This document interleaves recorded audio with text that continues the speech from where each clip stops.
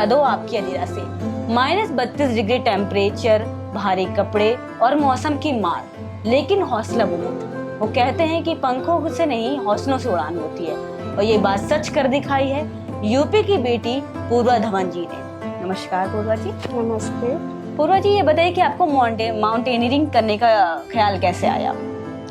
मैं 12th में थी। एक्चुअली मेरे 10th और 12th में दोनों टाइम एक सर्जरी हुई थी। मेरी नेक हल्की सी बेंड थी, तो जिसकी वजह से बच्चे मुझे बहुत चिढ़ाया करते थे। तो मेरे को जब मैं अपने बोर्ड्स के एग्ज़ाम दे के घर आई थी तो आई वॉज थकी हुई, क्योंकि उसी समय ऑपरेशन हुआ था, उसी समय प्रिपरेशन प्री बोर्ड्स।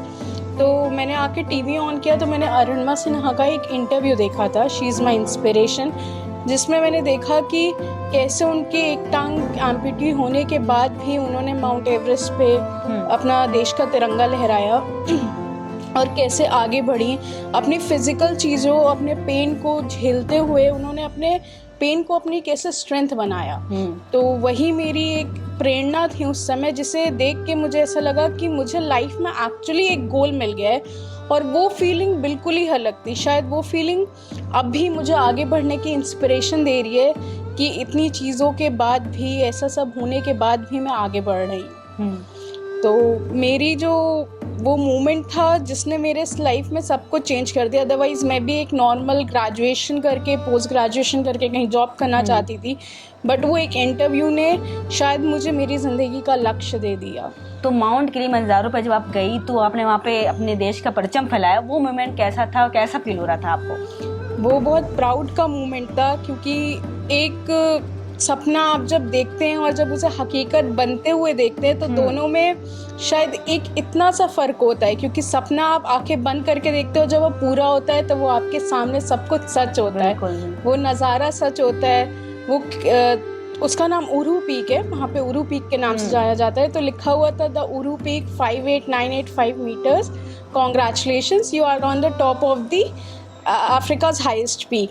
तो वो फीलिंग मुझे गूज़बम्स भी दे रही थी, मुझे रोना भी आ रहा था, मुझे खुशी भी हो रही थी, पर उन सबसे ज़्यादा मुझे मेरे पापा को मैसेज करना था कि पापा, मैंने अपना टारगेट अचीव कर लिया, मैंने अपने देश का तिरंगा वहाँ पे लहरा दिया। तो कैसा फील हो रहा था आपको, कि आपको क्या करने का मन कर रहा था उस वक्त, कि क्या मैं कर लूँ? मैं उस समय सिर्फ रोना चाहती थी और रो के अपने घर वालों को बताना चाहती थी कि ये जो सपना था, जो सपना सिर्फ मेरा था, पर उसके साथ मेरे लोग जुड़ते गए, मेरी फैमिली जुड़ती गई, मेरे टीचर्स जुड़ते गए, जो कोचेस जिन्होंने मेरे साथ अपने सपने को सच किया है। तो उन सब का वो मोमेंट था जो कि मैं सिर्फ एक इंसान जी रहा था वहाँ पे, बट उसकी खुशी यहाँ तक थी कि मेरी मम्मा रो रही थी, मेरे पापा खुशी के हमारे नाच रहे थे उस समय, मेरी बहन, मेरे जीजा, सब बहुत मोमेंट था। तो मैं वहाँ पे सिर्फ एक मोमेंट था जब मैं तिरंगा जैसे लिया और मेरे मुंह से निकला ये हो गया, अभी तो सोचा था और ये हो गया। तो शायद ये बहुत बड़ा मोटिवेशन था वो होने के बाद। कहते हैं ना कि कुछ अगर आप चाहो, दिल से चाहो, तो पूरी कायनात आपको उससे मिलाने की कोशिश करती है। एक टाइम मुझे भी ऐसा आया था कि मुझे लग रहा था कि शायद अब ये नहीं हो पाएगा, बट आज देखिए आप मेरे सामने बैठी हैं और मैं वो करके आ चुकी हूँ। सिर्फ मैंने नहीं किया, वो हर एक इंसान ने किया जिसने मुझे सपोर्ट किया है। तो ये बताइए कि आपने काला पत्थर पे भी चढ़ाई करी है और वहाँ पे भी देश का परचम लहराया है, तो कैसा वहाँ का क्या अनुभव था आपका? काला पत्थर एवरेस्ट बेस कैंप का बात पड़ता है। काला पत्थर 18,000 फीट पे है और आप एवरेस्ट से रूबरू होंगे। तो वहाँ से बेस कैंप से एवरेस्ट नहीं दिखता, काला पत्थर से आपको एवरेस्ट की चोटी बिल्कुल क्लियर दिखती है। तो ये 1 जनवरी की बात है, जिस दिन मेरा बर्थडे होता है। तो मैंने पापा से कहा था कि पापा, मैंने अपने कोर्सेज कर लिए हैं, अब मुझे एवरेस्ट से मुलाकात करनी है, क्योंकि मैंने कभी नहीं सोचा था कि मैं दुनिया की सबसे ऊंची चोटी पे जाके माथा टेकना चाहूँगी। और जब मैंने उन्हें सामने से देखा तो एक अलग ही फीलिंग थी कि आप दुनिया की सबसे ऊंची चोटी के सामने खड़े हैं। It's a blessing. और उससे ज़्यादा कि मैं एक दिन सिर्फ सपना देखा था, आज मैं यहाँ तक पहुँची हूँ, तो एक दिन मैं ऊपर तक भी पहुँचूँगी। और साल की शुरुआत इतने ऊंचे पर्वत पे जाकर हो, इससे बड़ी क्या बात हो सकती है। तो ये बताइए कि कितने दिन आपको लगे किलिमंजारो तक पहुँचने में, और कितनी देर तक की आप लोगों ने चढ़ाई करी, और क्या सफ़र था आपका? यहाँ का 21 घंटे की जर्नी थी मेरी, लखनऊ से किलीमंजारो एयरपोर्ट तक की। फिर वहाँ से हमने 1 घंटा मोशी तक लिया था। तो किलीमंजारो 7 दिन का पूरा ट्रैक है, 6 से 7 दिन में होता है। तो पूर्वा जी हमें ये बताइए कि आपकी इंस्पिरेशन कौन है? मेरी इंस्पिरेशन मैम अरुणिमा सिन्हा है, और उसके अलावा मेरी इंस्पिरेशन मेरे फादर हैं, मिस्टर अभय कुमार धवन, जिन्होंने हमेशा मुझे सपोर्ट किया। कभी ये नहीं कहा कि ये काम तुम्हारे लिए नहीं बना है। उन्होंने हमेशा कहा कि तुम कर सकती हो, और शायद वो तुम कर सकती हो में मेरी सारी स्ट्रेंथ छुपी थी। मेरे को आगे बढ़ने का मोटिवेशन सिर्फ और सिर्फ मेरे फादर से मिलता है, क्योंकि वो हर छोटी चीज़ से लेके बड़ी चीज़ में, आज भी अगर मुझे कुछ छोटी सी पहाड़ पर दिक्कत भी होती है ना, तो मुझे घर का किसी इंसान से बात नहीं करनी है। शायद मेरे पापा हैं जो मुझे कहीं से कहीं पहुंचा सकते हैं। उनकी एक आवाज़ कि तुम कर सकती हो में मुझे किलीमंजारो तक पहुंचाया दिया। तो आपके लिए लाइफ का सक्सेस मंत्रा क्या है?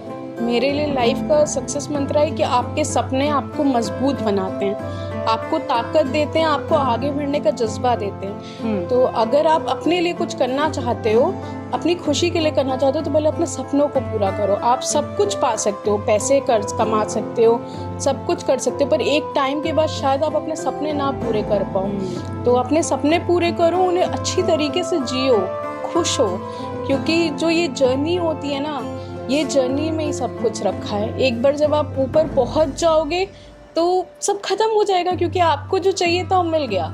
इस जर्नी में आपके फेलियर्स आएंगे, आपकी सक्सेस आएगी, और आपको पता होना चाहिए कि आपको अपने फेलियर्स से कैसे सीखना है, क्योंकि सक्सेस के बाद तो सब एंजॉय करते हैं, पर अपने फेलियर के बाद जो पहला कदम बढ़ा सकता है जी, वही एक्चुअल में सक्सेसफुल इंसान है। क्या बात है। ये बताइए पूर्वा जी कि आपकी नेक में प्रॉब्लम थी एक टाइम पर, और फिर आपके स्कूल में आपको बुली भी किया जाता था, और बाहर भी समाज में कई लोग थे जो आपको बुली करते थे, उल्टा सीधा बोलते थे।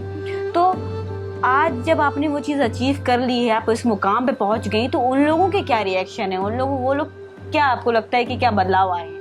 वो आज सब मुझे मेरी अब अपनी इंस्पिरेशन मानते हैं या मुझे कॉन्ग्रेचुलेट करते हैं, पर शायद मैं उनसे कहना चाहूँगी कि लाइफ के उस पड़ाव पे हम सब बच्चे थे, उन्हें नहीं पता था कि उन्हें कैसे ट्रीट करना चाहिए। बट जो हमारे आसपास के लोग थे, उन्हें समझाना चाहिए कि एक इंसान अगर उसके अंदर कोई कमी है तो शायद हमें उसे छुपा के उसे और बढ़ावा देना चाहिए कि वो लाइफ में अच्छा कर सकता है। बिल्कुल बिल्कुल।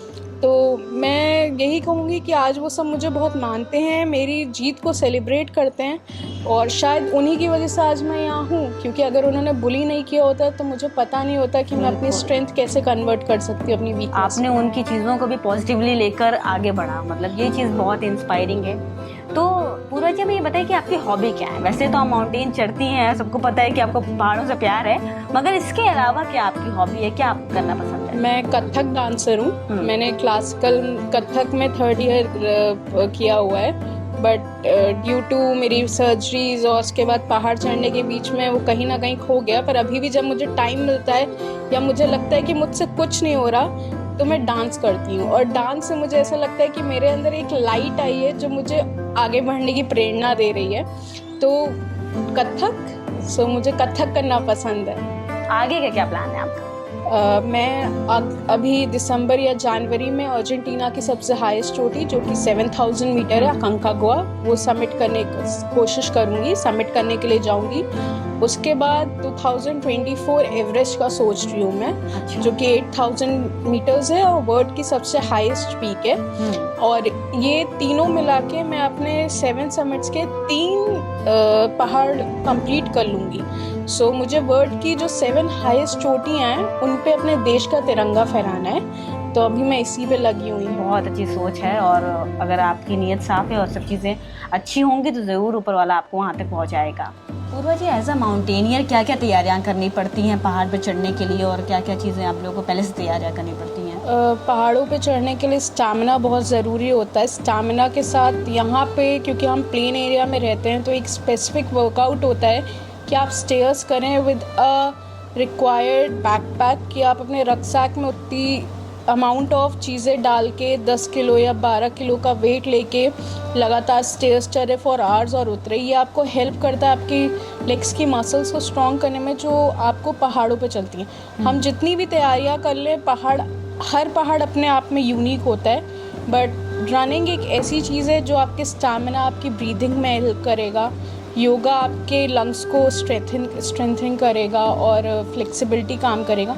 उसके अलावा मैं यहाँ पे ट्रेनिंग करती थी करीबन 2 से 3 घंटा stairs with 5 to 10 kg of rucksack और 1-1 किलो के एंकल वेट पहन के बहुत देर तक 2 से 3 घंटे में लगातार करती थी। कोशिश करती थी कि मैं ये फास्टिंग वर्कआउट करूं और जब नहीं हो पाता था तो मैं इवनिंग में अपना ये रूटीन बनाती थी कि मैं इतने केजी के साथ अपने पैरों में एंकल वेट पहन के लगातार चलूँ। ये मेरे को किलिमंजारो में बहुत मदद किया था जब हम बैग लेके चलते थे। पूर्वा जी, आपके अधीरा के दर्शकों के लिए कोई खास मैसेज और आपकी अधीरा के लिए कोई खास मैसेज? एक महिला ओरिएंटेड मैगजीन है जो महिलाओं के लिए काम करती है, तो मैं चाहती हूँ जितनी भी वुमेन्स हैं इनके साथ जुड़ें और इन्हें अपनी कहानी बताएं। ये आपकी कहानी को एक प्लेटफॉर्म देंगे लोगों तक जानने के लिए कि उन्हें कैसे आगे बढ़ना है। ऐसे हस्तियों को जानने के लिए देखते रहिए आपके अधीरा और हमारे चैनल को सब्सक्राइब करना ना भूलें। धन्यवाद।